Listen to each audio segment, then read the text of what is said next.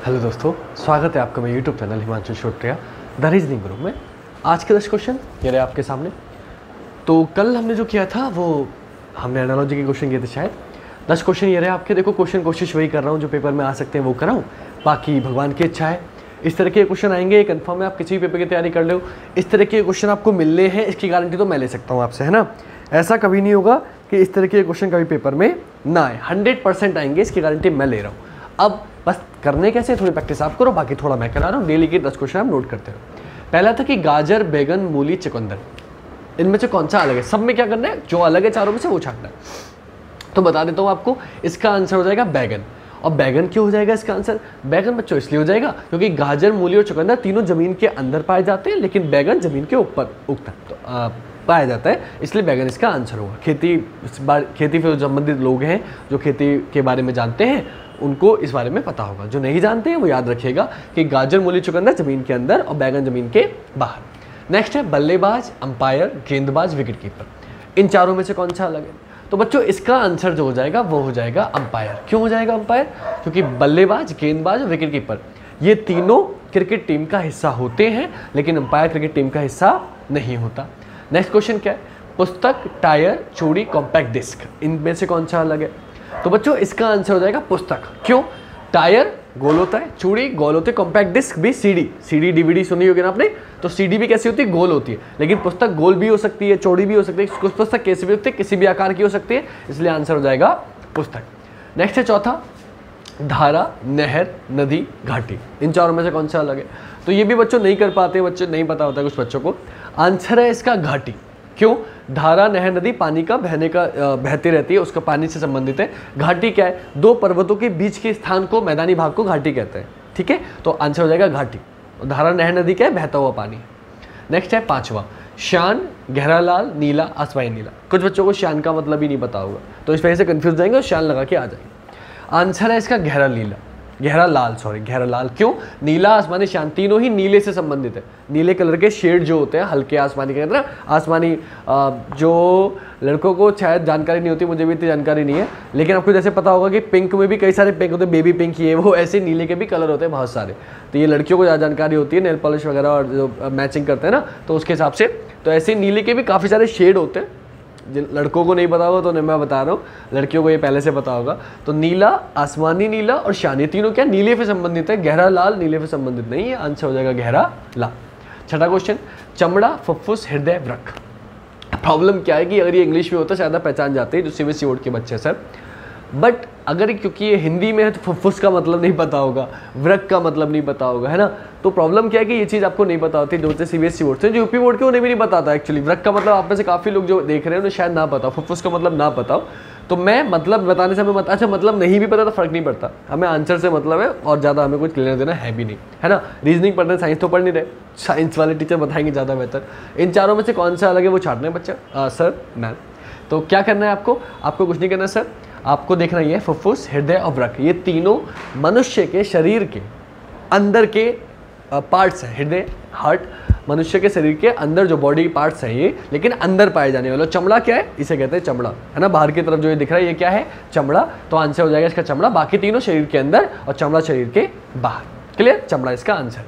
Next है 7th, वर्ग, आयत, बेलन और त्रिभुज। ये आपको पता होगा ऐसा मुझे लगता है सर, बिकॉज आपको इसलिए पता होगा क्योंकि वर्ग, आयत और त्रिभुज ये तीनों चीज़ें आप अपने बोर्ड पर बना सकते हैं। बेलन आप बनाते तो, लेकिन बेलन 3 डायमेंशनल है, इसमें लंबाई भी होती है, चौड़ाई भी और ऊंचाई भी होती है। तो एग्जैक्टली आप कभी भी 2D डायमेंशन पे नहीं बना सकते, आपको 3D में ही दिखाना पड़ेगा। आप बनाएंगे तो भी, जैसे वर्ग तो ये हो गया वर्ग, लेकिन ये आपने बना दिया सिंपल। लेकिन अगर मुझे बनाना हो घन, तो घन के लिए मुझे ऐसी फिगर बनानी पड़ेगी कि मुझे ऐसा लगेगा 3D। अब देखिए ये मैंने बनाया तो अब आपको थोड़ा 3D आगे को उठा हुआ लग रहा होगा। तो ऐसे ही बेलन क्या है? 3D फिगर है, 3 डायमेंशन, इसकी लंबाई भी है, लेंथ भी है, ब्रेथ भी है, हाइट भी है, लंबाई भी है, चौड़ाई भी है, ऊंचाई भी है, और बाकी तीनों क्या है? 2 डायमेंशन है। तो आंसर क्या हो जाएगा? बेलन। नेक्स्ट है सर मैम 8th क्वेश्चन, निश्चित, विशिष्ट, संदिग्ध और सुस्पष्ट, इन चारों में से कौन सा अलग छाटना है? तो निश्चित मतलब आपको पता है कंफर्म, विशिष्ट मतलब स्पेशल, यानी कि आपको पता है कि यहाँ स्पेशल है, सुस्पष्ट मतलब जो बिल्कुल क्लियर है, संदिग्ध मतलब होता है डाउटफुल, तो इसका आंसर क्या हो जाएगा? डाउटफुल। विशेष मतलब क्लियर है मुझे कि ये चीज़ अलग स्पेशल है, मैं जानता हूँ उसके बारे में। निश्चित मतलब मुझे पता है कि ये चीज़ है, सुस्पष्ट मतलब मुझे क्लियर है कि ये चीज़ है, संदिग्ध का मतलब मैं डाउट में हूँ। अच्छी है या अच्छी नहीं, तो आंसर क्या हो जाएगा? संदिग्ध। इसका मीनिंग सबसे अलग है, अलग ही छांटना है हमें।